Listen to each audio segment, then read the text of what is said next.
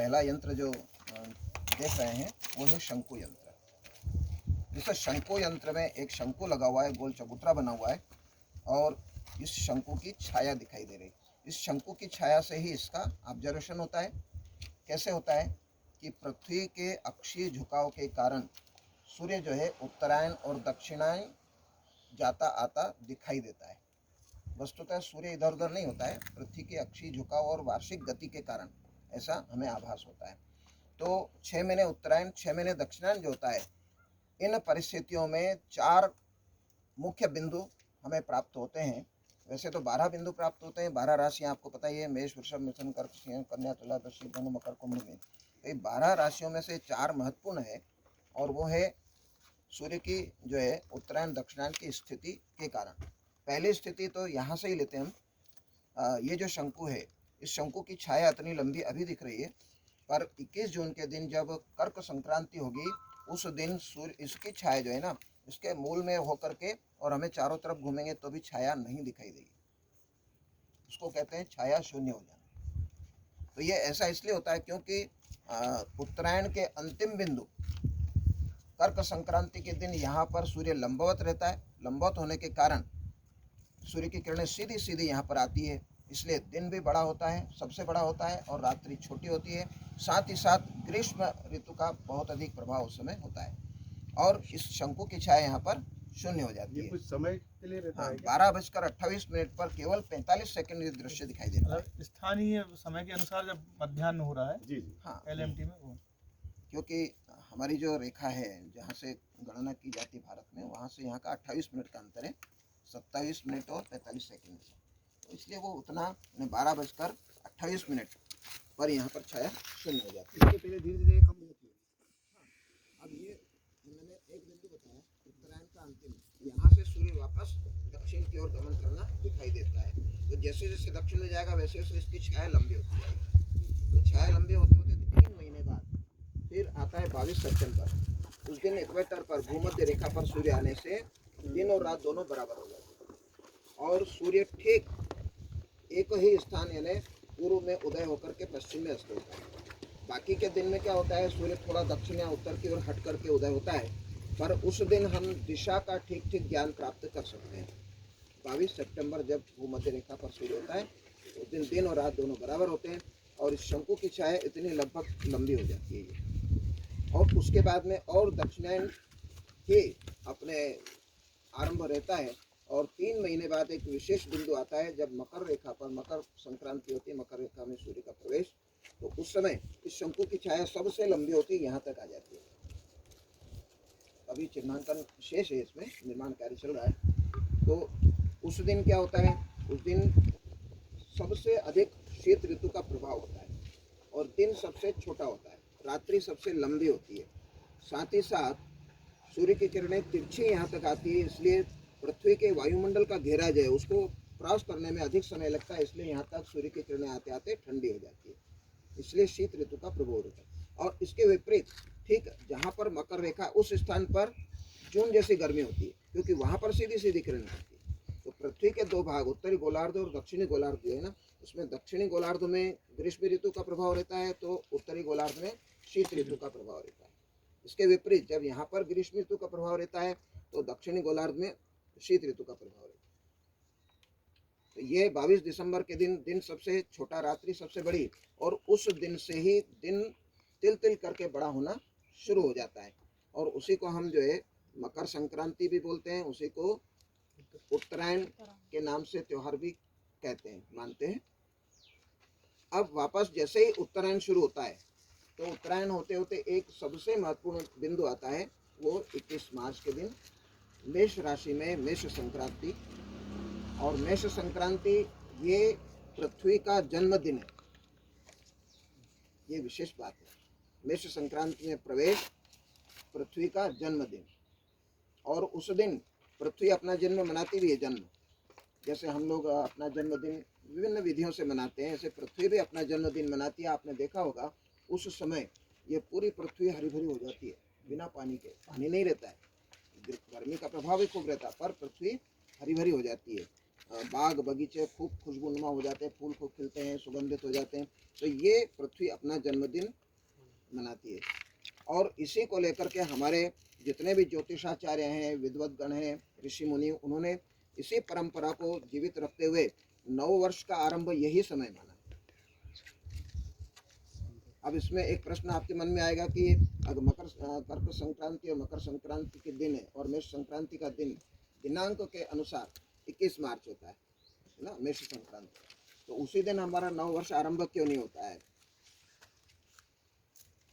चैत के प्रथम वर्ष होता है, चैत महीने में हाँ। प्रतिपदा पे होता है। तो हमारा पंचांग जो बनता है वो सूर्य और चंद्र दोनों की गति को मिलाकर के तिथि बनती है। इसलिए मेष संक्रांति के आसपास जो वर्ष प्रतिपदा आती उस दिन से हमारा नवीन वर्ष आरंभ होता है, यानी समय वही रहता है, थोड़ा सा आगे पीछे होता है क्योंकि हमें चंद्रमा को भी उसमें सम्मिलित करना है। इस प्रकार से हमारा भारतीय जो ज्योतिर्गणना है, भारतीय परंपरा है, वो 1 जनवरी से नव वर्ष आरंभ नहीं माना है, वो प्राकृतिक नहीं है। और ये जो वर्ष प्रतिपदा है ये प्राकृतिक नव वर्ष है, पृथ्वी भी इसके साथ चल रही है। तो हमें सदैव हमारा प्राकृतिक नववर्ष है उसी को स्वीकार करना है। इस प्रकार से ये जो है शंकु की छाया 6 महीने लंबी होती है और 6 महीने छोटी होती है, और 2 बिंदु इसके 21 जून और 22 सितंबर, ये एक दूसरे के विपरीत स्थिति में रहते हैं। ठीक है, अब इसमें कोई प्रश्न आपके मन में हो तो आप पूछ सकते हैं। सर मैं आपसे ये पूछना चाह रहा था कि अभी डोंगला में जो हीरो मेरिडियन है और जो कर्क लाइन है वो दोनों एक दूसरे से सॉरी इससे पहले 2000 साल पहले जब 12 मिनट थे तो वो चीज़ क्या महाकाल मंदिर से होके जा रही थी? हाँ, इस विषय में मैं स्पष्ट करना चाहूँगा। 25,200 वर्ष का एक चक्र होता है क्रांति को विचलित होने का। ये सप्तऋषि वो बाद में विषय आएगा, पहले मैं बता रहा हूँ।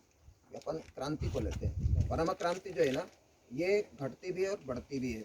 ये 25,200 वर्ष की पूरी एक सर्कल होता है, मूवमेंट होता है। तो इसमें 24 डिग्री तक भी झुकाव हो जाता है पृथ्वी का और 22 डिग्री भी रहता है। तो 22 से 24, 24 से वापस 22, ये 25,200 वर्ष का समय है। तो वर्तमान में अभी जो है वो 23 डिग्री और 26 मिनट झुकाव है, 23,526 कला ये झुकाव है। और आज से 5,000 वर्ष पहले भी यही झुकाव था। जब हमारे भगवान श्री कृष्ण उज्जैन में सांदीपनि आश्रम में अध्ययन करने के लिए आए थे, उस समय भी कर्क रेखा यहीं पर थी। और इसी कर्क रेखा अध्ययन करने के लिए गुरुजी ने उनको सुदामा जी के साथ में यहीं भेजा था। तो यहाँ से पास में ही इसी सीध में पश्चिम में यहाँ पर जो है श्री कृष्ण सुदामा धाम है। तो माननीय हमारे भगवान श्री कृष्ण और सुदामा जी ने वहाँ पर ऐसे ही शंकु यंत्र बनाए थे लकड़ी के। तो शंकु यंत्र बनाने के बाद ऑब्जर्वेशन लिया, ऑब्जर्वेशन लेने के बाद में यहाँ पिछले 35 सालों से मेरा भी अनुभव है और 80 वर्ष के बुजुर्ग जो यहाँ पर हैं उनका भी अनुभव है कि उस दिन जब कर्क संक्रांति होती है तो वर्षा निश्चित होती है। यहाँ पर धूप भी निकलती है और वर्षा भी होती है, दोनों बातें होती है। तो वहाँ पर भी जब श्री कृष्ण और सुदामा जी आए थे, शंकु यंत्र बनाया, ऑब्जर्वेशन लिया, उसके बाद वर्षा हुई।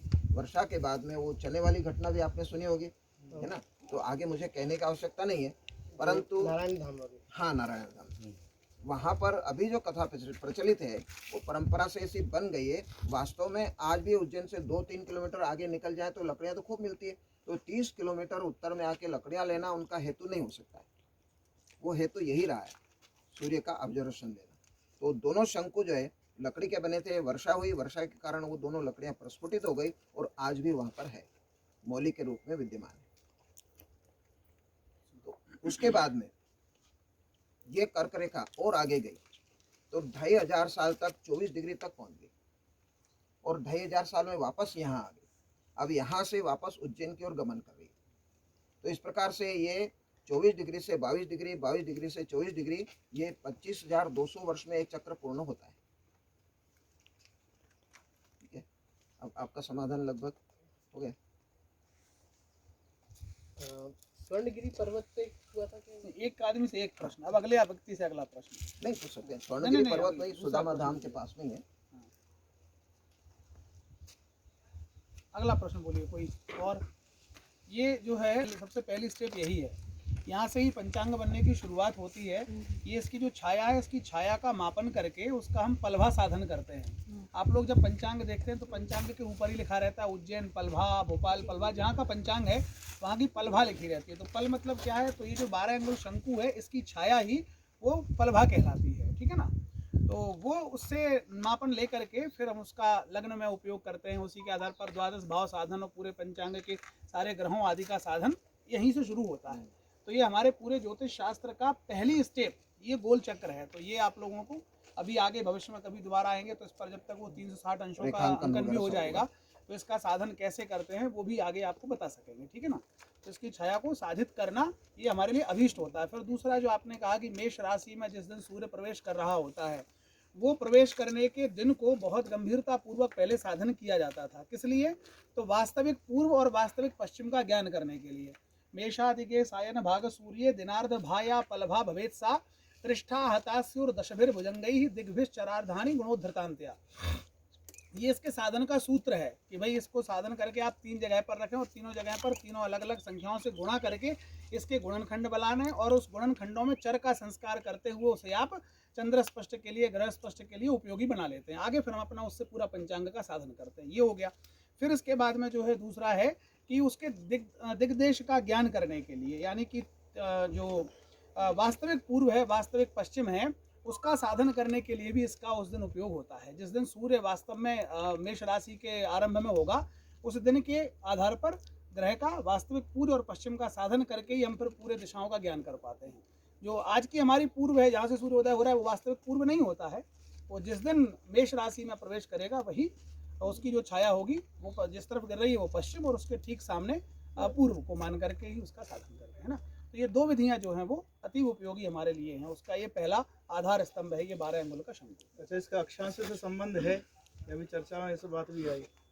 तो पहले अक्षांश ज्ञात करने के लिए पलभा ज्ञात करते थे। आज हमारे पास ये कि जीपीएस सिस्टम और इनके कारण अक्षांश पहले पता होता है, तो हम गणित द्वारा उल्टा आप पलभा जांच लेते हैं और फिर आप प्रत्यक्ष परीक्षण करेंगे। आप देख सकते हैं पिछली बार हमने पलभा साधन करके देखा भी था, बिल्कुल आपको वही मान मिल जाएगा। अच्छा, अक्षांश क्या है? अभी हमने चर्चा भी करी थी। अक्षांश क्या चीज है? उत्तरी गोलार्ध से दक्षिणी गोलार्ध में जाने वाली लाइन। नहीं, आप जहाँ खड़े ध्रुव तारा हमारे यहाँ से कितना उसका उन्नतांश है, वो कितना उठा हुआ दिख रहा है अक्ष से ध्रुव की उन्नति ही जो है वो अक्षांश है। तो अक्ष माने क्या है? तो जहाँ आप खड़े हुए हैं, जिस स्थान पर आप हैं, वहाँ से आपको ध्रुव कितना ऊंचा उन्नत दिखाई दे रहा है, वही अक्षांश कहलाते हैं। अब जैसे अगर हम भूमध्य रेखा पर खड़े हों, भूमध्य रेखा मतलब जिसको पुराने समय में विषुवत रेखा कहा, निरक्ष देश जिसको हम कहते हैं। अब आप ग्लोब पे जब उसकी कल्पना करेंगे तो वहाँ तो व्यक्ति इस तरीके से खड़ा हुआ होगा ना। अपन पृथ्वी अगर उत्तर में ऊपर मान रहे हैं तो उनका क्षितिज जो होगा या उनका जो धरातल रहेगा वो इस तरीके से होगा। अब वहाँ से जब वो देखेंगे, ध्रुव तारा कहाँ दिखाई दे रहा है आपको? 90 डिग्री उत्तर। तो इसलिए वहाँ ध्रुव तारा को स्थिति जब आप देख रहे हो तो उस स्थान से वो उसके क्षितिज के समानांतर, आप क्षितिज यही हुआ ना, उसका जो प्लेन है, और यहीं आपको ध्रुव तारा दिखाई दे रहा है। 90 डिग्री नहीं, वो ग्लोब पे 90 डिग्री है, लेकिन उसके हिसाब से तो हर जगह के हिसाब से अलग अलग होगा, उसमें जो होगा। कुल मिलाकर जैसे के आप ऊपर की तरफ बढ़ेंगे और अक्षांश को ऐसे समझ सकते हैं, पृथ्वी गोल है, इसके 2 भाग किए गए हैं विषुवत वृत्त से, उत्तरी गोलार्ध और दक्षिणी गोलार्ध। विषुवत वृत्त से उत्तर की ओर कितनी दूरी पर हम हैं या दक्षिण में कितनी दूरी पर है, वो अक्षांशात्मक जो अंतर होता है उसी को अक्षांश कहते हैं। ठीक है। और अभी इसमें जो अक्षांश का क्या संबंध रहता है, जैसे जिस दिन पलभा साधन वाली बात आ रही है ना, तो उस दिन ये यहाँ से यहाँ तक का जो अपन कोण लेते हैं, पूरा छाया जो आपकी उस दिन की है, कब की? संपात के दिन की। ठीक है। तो संपात के दिन जितनी छाया हो रही है और फिर ये इन दोनों बीच यहाँ जो कोण बनेगा वही हमारा अक्षांश होगा। इसमें अनुपात भी होता है। ये जो शंकु बनता है ना, इसकी लंबाई भी तय होती है, तभी जा करके वो ठीक से कोण बनेगा, नहीं तो कोण ठीक नहीं बनेगा। कुल 12 से गुणित करके कोई भी इकाई हम ले सकते हैं, वो शंकु की लंबाई होगी और उसी के अनुसार इसकी छाया और इसका कर्ण, इनसे मिला करके क्रांति का साधन भी कर सकते हैं और अक्षांश का साधन भी कर सकते हैं। ठीक है, आप स्थान परिवर्तन में कोण, ये जो शंकु है ये छोटा बड़ा होता है क्या? नहीं, जैसे उज्जैन में है वो वहाँ भी इतने बड़ा ना आपने बड़ा कहा हो उसको सकता 12 विभाग करना है। 12 इकाई कुल चाहिए, 12 फुट का भी बना सकते हैं, 12 अंगुल का भी बना सकते हैं, 12 इंच का भी बना सकते हैं। 12 भाग दो क्वांटिटी के कुछ ना हो तो अनुपात में ले सकते हैं। एक ही क्वांटिटी अपने को पता रही है, हाइट शंकु की।